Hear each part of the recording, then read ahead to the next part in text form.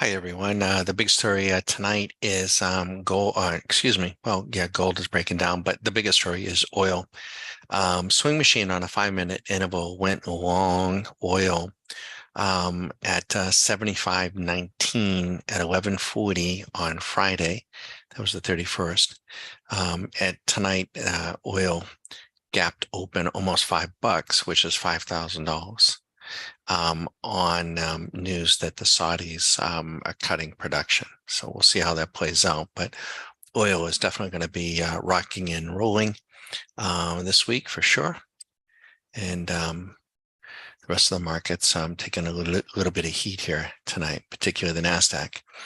I just share with everybody, we just finished making our nightly video for all of our monthly members and our annual members. Again, I'm Bagadon. This is stockmarketcaddy.com. We have two levels of membership, a monthly membership that gets a video view of all of our algos and opportunities embedded in those. And then we also have an annual membership where good morning. Annual members get all of our algos on their own desktop. And if you have any questions, feel free. I just want to show you, I think this is pretty interesting. I'm going to take the VIX here on this product here of ours is called Swing Machine Plus. It's operating on TradeStation. It can only operate on TradeStation. It is sitting on a tool of theirs called Radar Screen. It's our proprietary code. It does not use moving averages. We've been using this for now close to 20 years. It's been that long. It has changed very, very little over the years. So it's something we've been doing, my wife and I, for a long time. It isn't like we've been doing it the last 6 months, the last 6 years, a long time. And let me just I can quickly change the interval to an hour. What's kind of interesting, the 60 minutes is actually just getting long now. But let me show you on the ES. I'm going to change the interval to an hour. Now, who would be trading an hourly interval? That would be the person that is probably not going to be using as much leverage as the person who's trading intraday. I think it's a good idea to reduce that leverage. Or they're using options, defining risk and that sort of thing. 72 hours ago, 72, that's what that 72 means. 72 hours ago, 72 1-hour segments, or 9 p.m. on the 28th, Swing Machine Plus said to go long, confirmed along at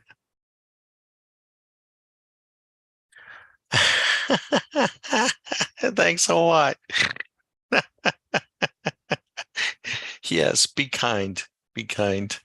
It is everything we do is homegrown. It said my website looks 20 years old. Oh God, I gotta love you. Um, so at 9 p.m. you'd be up about $5,000. Let's go to the 60-minute. 66 hours ago on the NQ, 3 a.m. on the 29th, $8,000. And let's go to the busted my chops here on a Sunday night. That's okay. 7 p.m. I got thick skin. 7 p.m. 4,500, and then the Russell. How many hours ago? Now we're going to put this back to a 120 hours ago.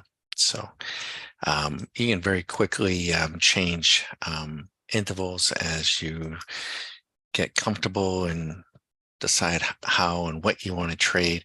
We can actually trade volume from here if you want to trade on the number of cards being dealt, contracts. Kidding. All right, so we got them all back in place. Yeah, we do need to refresh the website.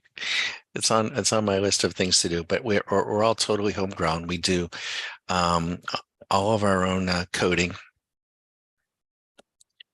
Oh, yeah, no problem. No problem. Yeah. We don't advertise, so it's a miracle anybody finds us. We never advertise. And we do everything ourselves. All the coding is us, and all the tools are ours, and we share them. So we just figure somehow, some way, the right people will find us, and we're not trying to, um, do anything outrageous. We trade, Susan and I trade our own bread, and Stock Market Caddy is kind of it's developed into a little bit more than a side venture, but it came about around 2012, 2013, after we had been doing this for 10 to 12 years. That's how it came about. And but the website does need to be refreshed. I agree with that. So, but if you have any questions, feel free. And now we do have a program that is running right now. So we trade mechanically, robotically. I'll just kind of draw this out. There's a few folks here tonight that may be seeing us and hearing us for the first time. Let me explain a little bit about what this might look like to you. This is how we view trading. I'm going to draw a little box. We think that most people begin and end their trading careers in this box. And what is this box? Discretionary trading. Now, it's important to have good discretionary trading skill, right? So we're not saying that you can't make money discretionary trading. You most certainly can. And there are excellent discretionary traders, and we consider ourselves very, very good at it. The issue is, though, it can get really old if you're trying to trade from a discretionary standpoint intraday. It can get really old really fast. We've done it. And so what we try to do, I'll just put a D in here for discretionary. How's that? I'll put a letter D. Nope. D, discretionary. And the next box, what we try to do for our members is to help them move into the next box. And that next box is what we would define as mechanical. And the mechanical trader is following something on the screen or on a computer screen or a computer program, and he's trying to shadow those trades to try to get it done. We think that's a very good place to be. It's more, you're more apt to get to a place where you can have to use a golfing term, a swing that you can repeat. Oh, you're very welcome. Oh, thanks.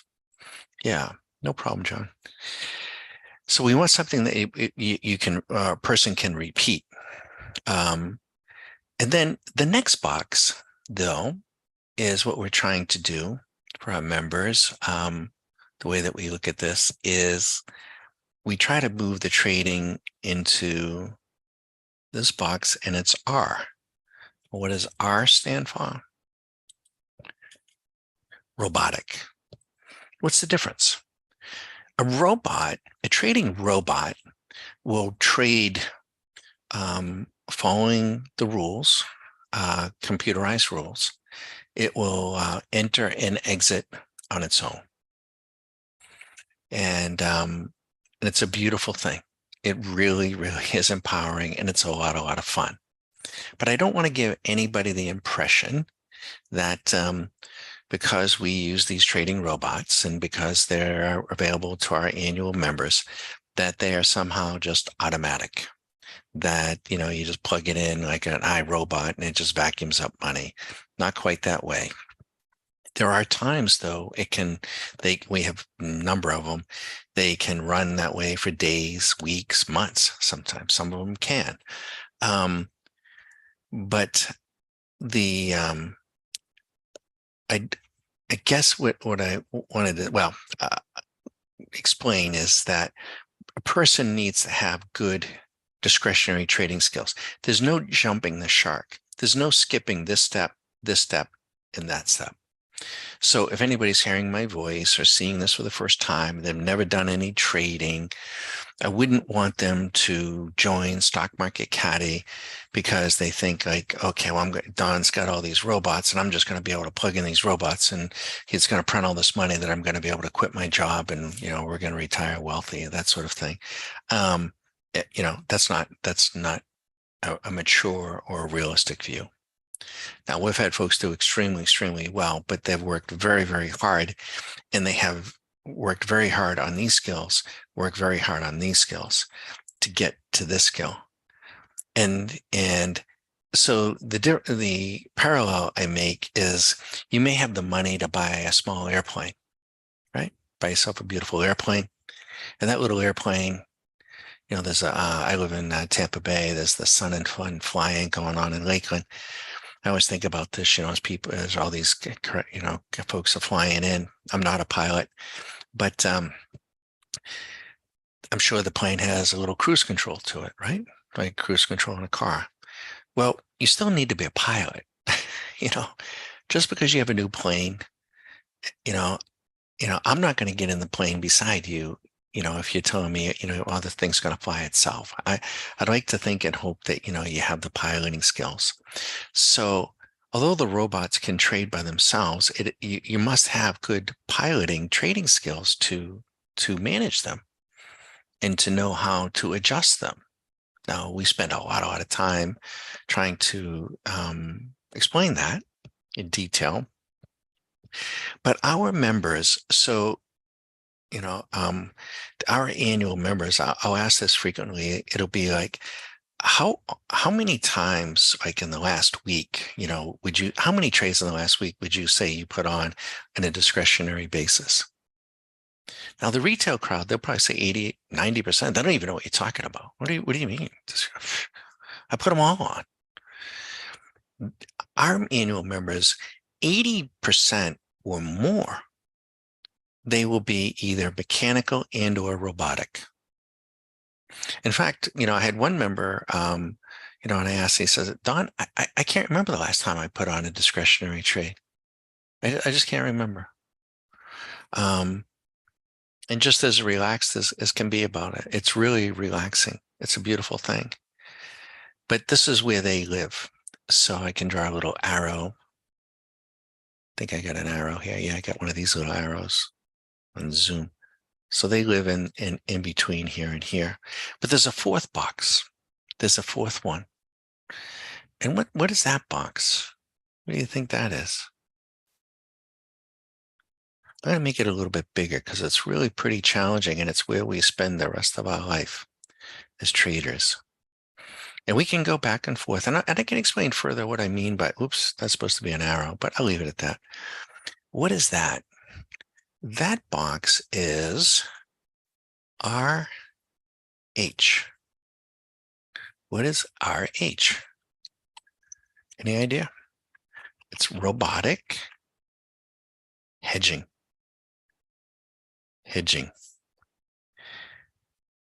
And that is nirvana. But once again, you can't do this if you haven't done this, if you're not good at this and you haven't done that. And I should probably put in a little arrow here. Here, I'm being kind of soft-spoken here tonight because house is quiet, just me. And you have to have worked on these skills. It takes time. And then robotic hedging is you're putting on market, and there are infinite possibilities here, right? But it's a fascinating subject, at least it is to us. And you can put on competing markets. You can put on competing strategies. You can put on competing leverage. In the programs, the robots are competing with themselves. And I'm like, well, why would you do that, Don? I have had some folks ask, and it's a really fair question. Like, why would you do that? I mean, I put a trade on and I expect it to go up and I expect to sell it and I expect to make money. Why the hell do I want to hedge it? And what does that mean, hedge? Well, when you put a trade on, I'll come over here and I'll draw this out over here. Option traders are familiar with this. So let me see if I can do this here. Yeah. So if you have I try to draw this out. A triangle, let's say it's a seesaw. right? Remember as a kid, you sit on a seesaw. And if that seesaw is perfectly balanced, you won't make any money. In other words, if you have a strategy that is long over here, long, and you have the exact same strategy over here on the exact same market with the exact same settings, with the exact same leverage, everything exactly the same. And this one's trading robotically long and this one's trading robotically short. What are you? You are delta neutral. You won't make any money. And there's sometimes you want to be delta neutral, right? But what we want to do is as you get really, really good with the idea of trading mechanically and trading robotically, and you get really, really good with your programs, you can begin to no, delta neutral. Yeah, perfect hedge. Perfect. And there are times that you may just want to be perfectly hedged. I mean, you just want to take a breather or something, you know. Um, but so you do need to give one side or the other, and it could, you know, could be done. That could be done mechanically. It could be done robotically through AI. But we build in a little bit of a an edge. So maybe over here. So what might you do? For instance, over here, maybe you're running the swing machine on a 5 minute long. That'd be kind of interesting, right? And maybe I use a mini contract. And maybe over here on the short side, I run the 1 minute short and I use 5 micros. That's kind of interesting, right? So this is the core position and this would be the hedge. And then suddenly the teeter totter is going to look a little like this. And I don't really care if I make money. Oh, shoot. I'm sorry. Let me put that back. Let's just address it up here. Let's put that. Oh, I did it again. See if I can. I keep erasing them. Well, maybe I can do it this way.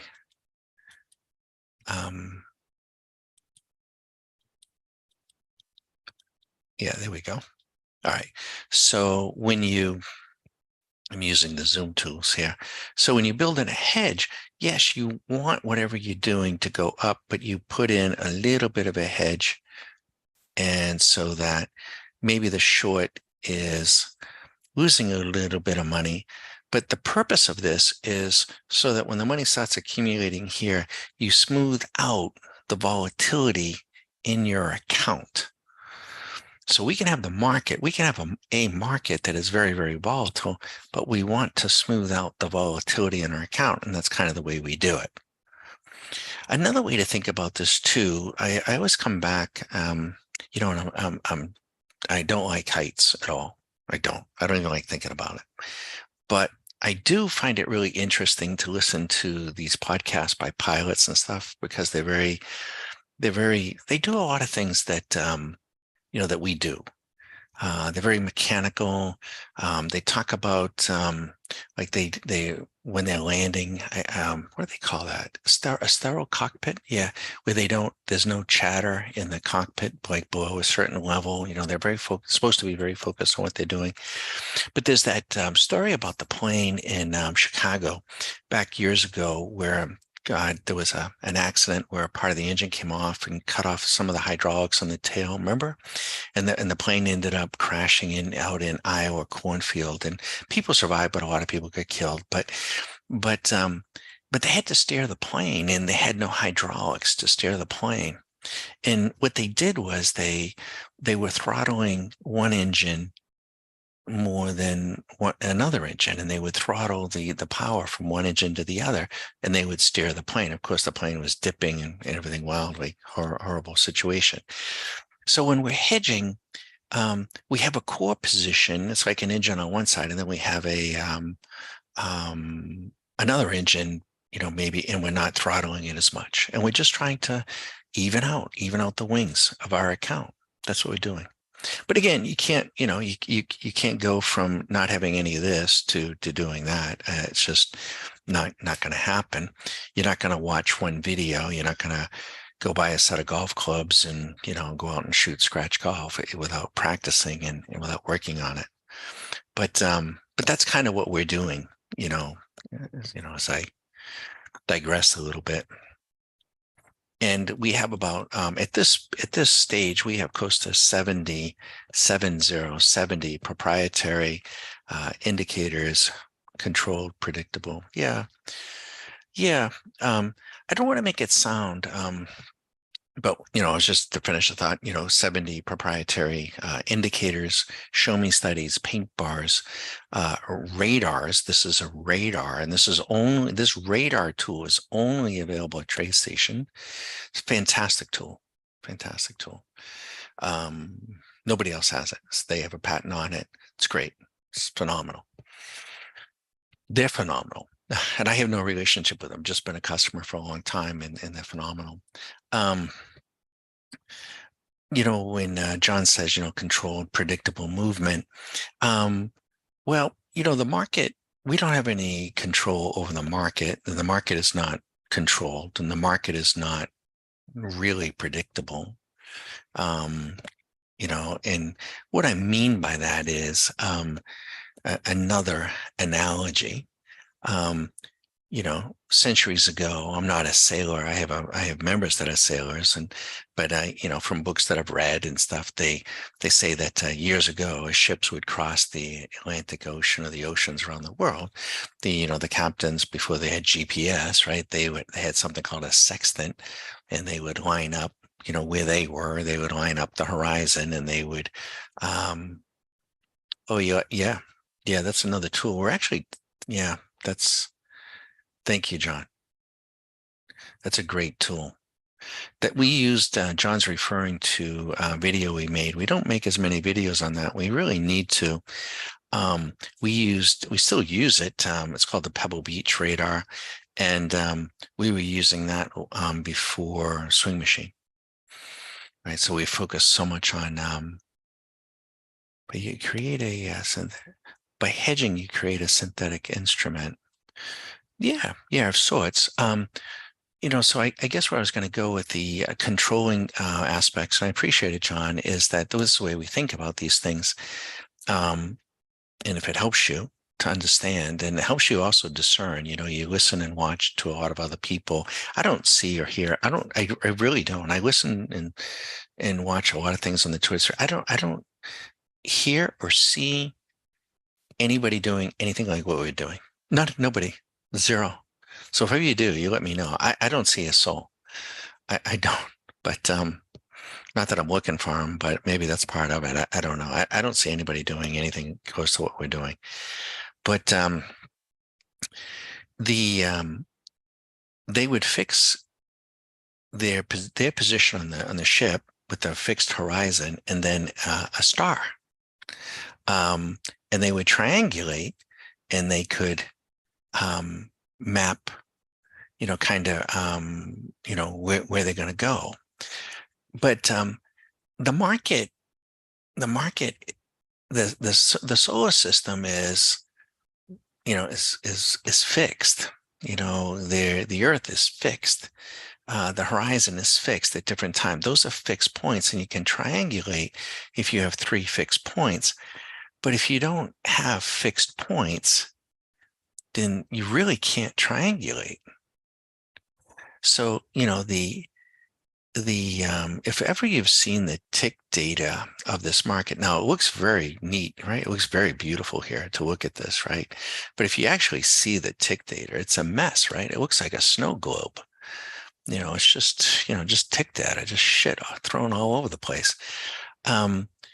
You can't triangulate that because it's not fixed.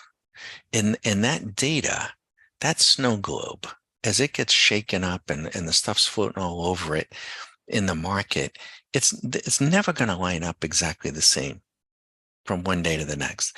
It would be like a golf ball landing in exactly the same position on exactly the same hole, every shot throughout. It's just not going to happen.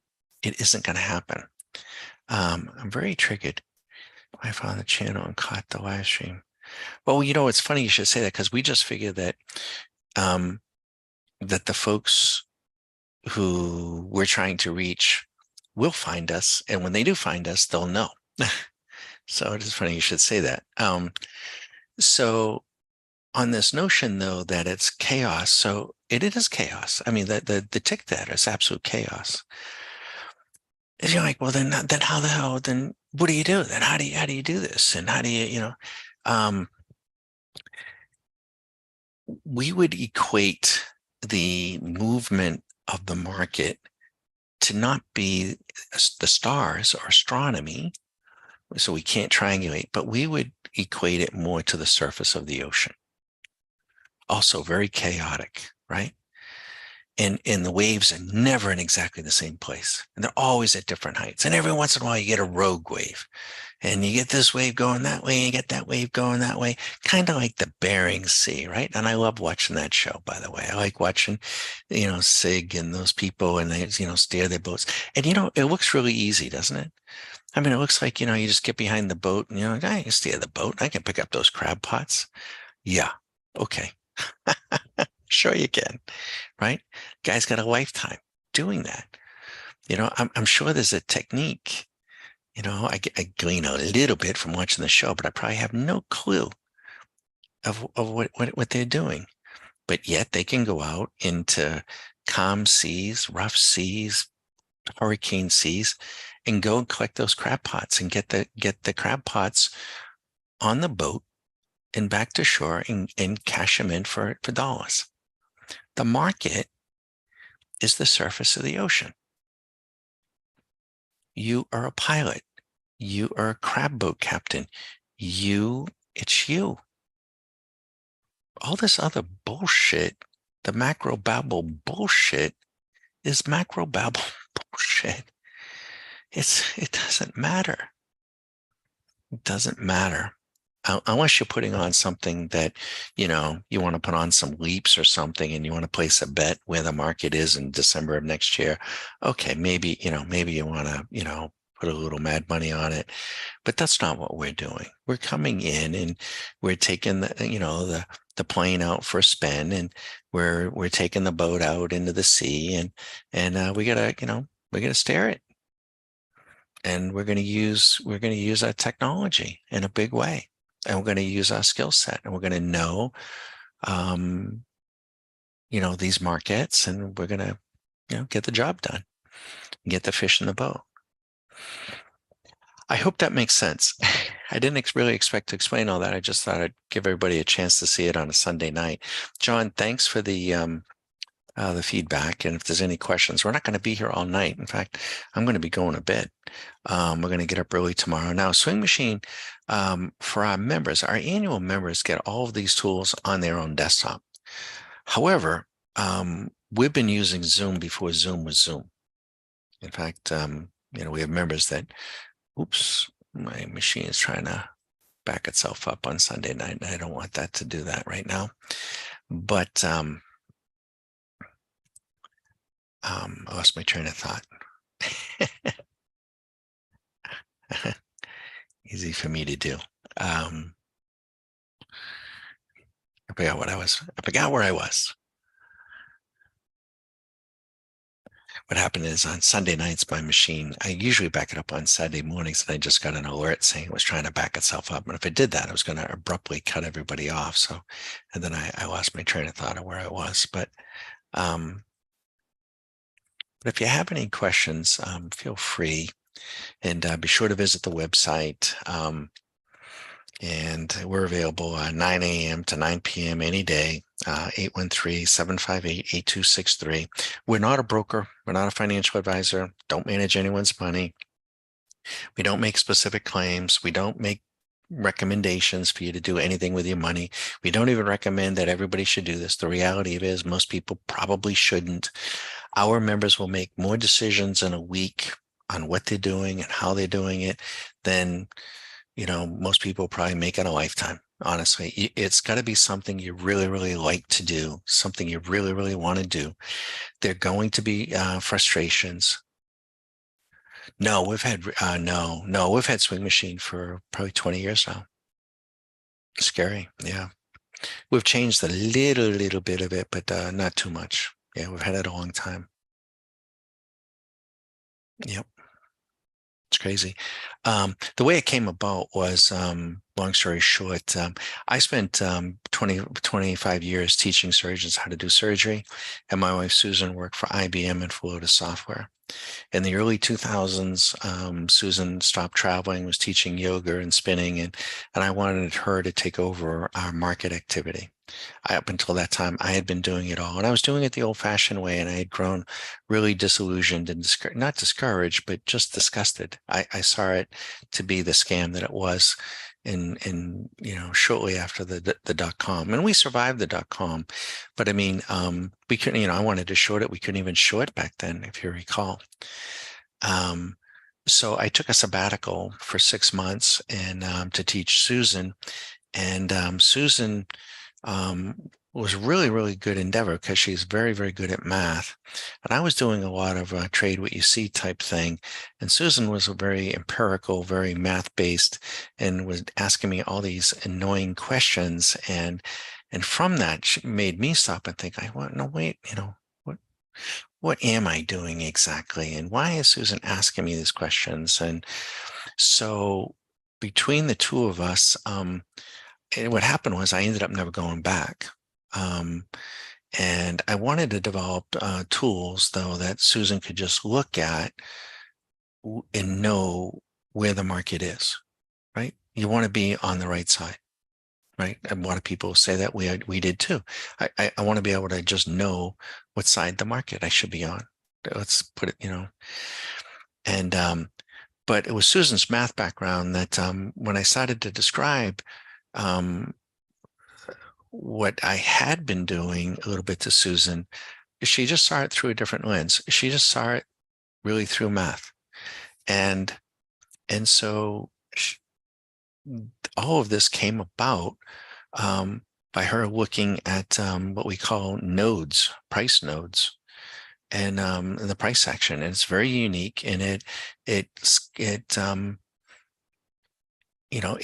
not an ATM, but it isn't a snow globe.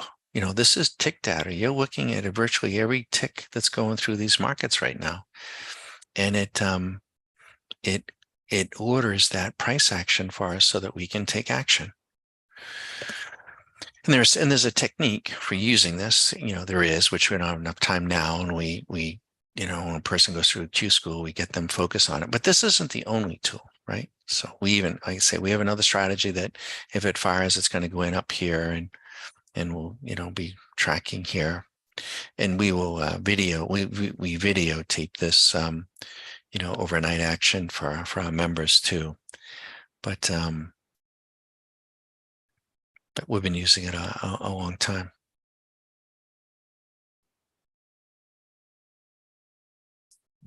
And there's an awful lot of information being compressed here, and we're trying to trade. I mean, the other piece too is if we're trying to do this, there's only 4 ways to trade, right? There's only 4. You either trend follow long, trend follow short, counter trend, counter trend. That's really it. That's all the trades. And by the way, when you're hedging, when you're doing your credit and debit spreads, you're hedging there too, right? You're hedging. Those are hedges. But and it's important to know what type of trade one is putting on, and because the characteristics of each of those trades, namely a trend or a counter trend, you need to know what type of trade you're putting on, because if you don't, then you don't know what to expect. And if you don't know what to expect, then you're going to have anxiety, and you could mess it up. Oh, what do you mean, Don? Well, a trend, if you're trading on a trend, the win-loss ratio for a trend, if you're winning 50% of the time, that's really outstanding. We can make money on trend trades with losing 7 out of 10 times. If you don't know that, you'll never be able to get into a trend. Counter trend trading, on the other hand, you have to win, 70 to 80% of the time. You have to do that. Now, if you are accustomed to like needing and wanting to win all the time and putting an inordinate or a dis what would be the word? Is disordinate a word? An inordinate amount of focus on the win-loss ratio and an inordinate amount of focus on the win-loss ratio, then that could be hurting you. Because if you expect to win 70 to 80% of the time, then you're never going to get on any trends. What you're going to do is you're going to cut them off to win. And that's not good. And when you have a trend, see, and I'll just try this out. I'm big into so let's just, we have T for trends. T, trend. And then we have another box that's counter trend, counter trends. CT. Okay, and you can do them long or short, long or short. So why do you need to know? Well, over here, these pay that money, and the frequency is 30 to 50% win-loss ratio, and they are infrequent. They don't happen a lot. These pay a little bit. These you must win 70 to 80% of the time. You have to if you're going to make any money. And they are frequent. You need to know that. Because if you don't know that, then you don't know what to expect. And if you don't know what to expect, then you get anxious. So the first thing is you need to know what the characteristics of a trend are from a trading point of view and what a counter trend is. Then when you put the trade on, is it a trend or is it a counter trend? See, we can trade this with counter trends too. But you need to know. You need to know how to set them. So, I can get set up a strategy that wins, however, that 5% still ruins your account. Yeah, exactly, John. John just said it.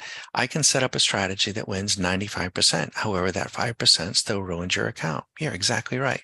Win-loss ratio is irrelevant. Did you hear me? Win-loss ratio is irrelevant. It doesn't matter. So this is the other problem. So you guys are getting a little late night mini class here. Let me erase this. How do you keep score? John, and the folks that might be here, how do you keep score of your trading? What's important? How do you keep score? I presume, that you guys have been trading for months or maybe for years. I ask people this all the time. They may have been trading for years and they don't know how to keep score. And if you don't know how to keep score, then you don't know what to work on. If you don't know what to work on, then you can't improve. What the hell? Right? Think of golf. Golfer, he's got to score at the end, but he knows how many fairways he hits. He knows how many sand saves. He knows how many putts. He knows his game, and he therefore knows what he needs to work on. And that's how you win tournaments. Well, RR needs to be possible. What is RR? I'm not sure I know what you mean. RR.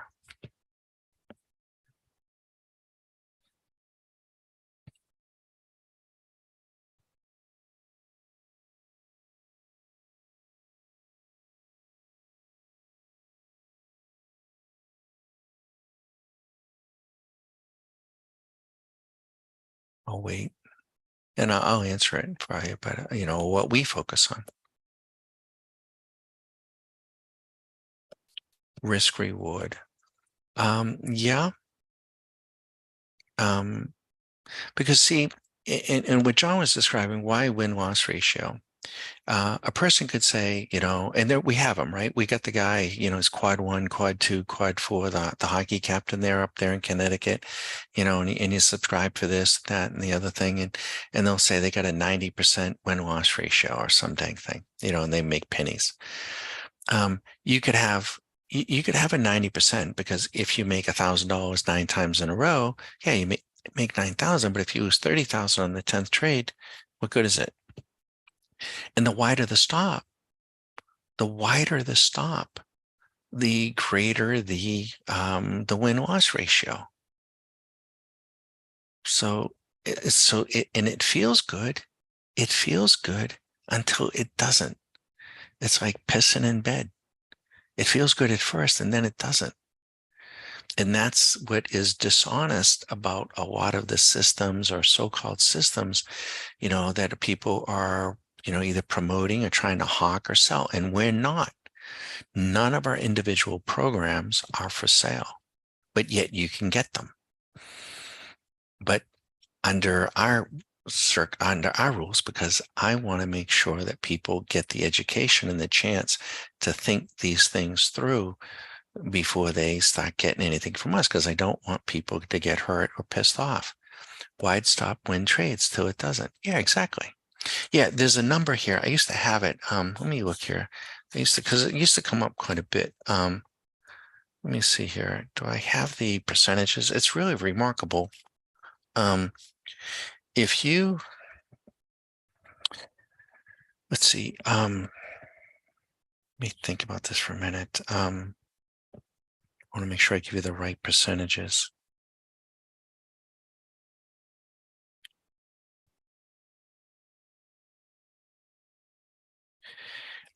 All right, so this is, yeah. If you risk, I don't think, I don't want to get into the percentages there because I don't want to give out the bad information. I got to think about it because I actually ran the numbers, and I had some notes here. I really should make a video on it. Um, but what we use, so we don't use win-loss ratios, and we don't use percent return because somebody tells you they made 10%, on what? On what? You know, um, on 10,000, on 100,000. I mean, if you got millions and you made 10%, great. But that doesn't really tell us a whole lot. The mutual fund industry uses that, but that's not helpful to us as traders. What we use is something called profit factor. Profit factor. And you take your gross profit divided by your gross loss, and it'll give you your profit factor. So if you gross 10,000, John, in 1 week, and then you have gross losses of 5,000, you net 5,000, but your profit factor is 10,000 divided by 5,000, the loss, and your profit factor is 2 to 1. That means you made $2 for every dollar you lost. The next week, you gross $1,000, you gross loss 200, you net 800, which, yep, your profit factor is 1,000 divided by 200 is 5. You're making $5 for every dollar you lost. We would say that you traded much better the second week than you did the first week. Even though you made much more money the first week, the second week you traded just much better. So we think in terms of profit factor, we think in terms of risk factor, and we don't think in terms of the money. The money is the byproduct. So we don't focus on the money. And everyone focuses on the money. And everyone focuses on the money, and everyone keeps score on the money. And if you're doing that, whether you agree or don't agree, I can tell you, you are trading on greed and fear, and you will lose. You just will. They will get you. And you can have a string of wins, and they'll get you. So you have to get out of that mindset. Winning percentages, they feel good. They mean nothing. Percentage returns, irrelevant for what we're doing. Profit factor, risk factor, everything. And you just got to come in and execute, and you got to stay in the here and the now. Not the previous trade, not the previous day. Yep. Yes. Oh, that's Multra sound. Yes, absolutely. Yes. The money will come. It just does. We have members that have, a profit factor in a week of 80. 80. So you can do the math from there. If he lost $100, he made 8,000. If he lost $1,000, he made 80,000. I don't even need and want to know the money. Some of these folks are trading bigger sums of money than I am. And I don't want to, I'm not impressed with it. I'm not, disillusioned with it. It just doesn't matter. Just tell me what the profit factor is. But you can have a profit factor of 3 or higher, but still have a terrible equity curve. No, you won't. No, you have a beautiful equity curve. No, you won't. Mm-mm. No, you won't. If you have a profit factor of 3 or higher, you become a money-making machine, and you have a beautiful equity curve. You absolutely will. And if you stay proportionate and you stay consistent, there are things that you can control and things that you can't. So you can't, um, you know, so, well, we can't, pack, we spend 3 weeks plus with our annual members, so we can't, but it's a fascinating subject, but you need to be, aware of the things that you can control. And that even in broad strokes too, if you think about this, you cannot learn anything if you're not aware of what one doesn't know. You have to first become aware. And that's why we even do these videos, become aware of what it is in a polite way of things that you may not know or may not have thought of. And once, you know, become aware of those things, then we can begin to try to help. But you have to be able, if we can't control the market, there's a ton of things that you can control, a ton. And we spend quite a bit of time with each person explaining what those things are and asking them to think them through and to get them defined for themselves.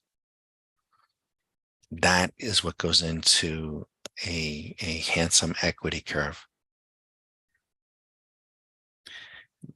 So any case, I enjoyed it. I gotta go to bed. Want to get a good night's sleep, get my sleep, be ready to go. Our machines will be up and running. I want to say thank you, John, for the banter. And if there's anything that we can answer, don't hesitate to give us a shout during the day. You visit the website. We wish everyone the best. It's going to be an interesting week. I think oil is going to be exceptionally volatile. And we do think that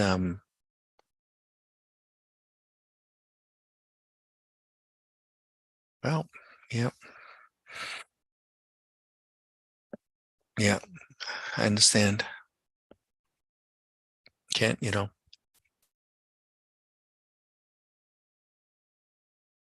night, everybody.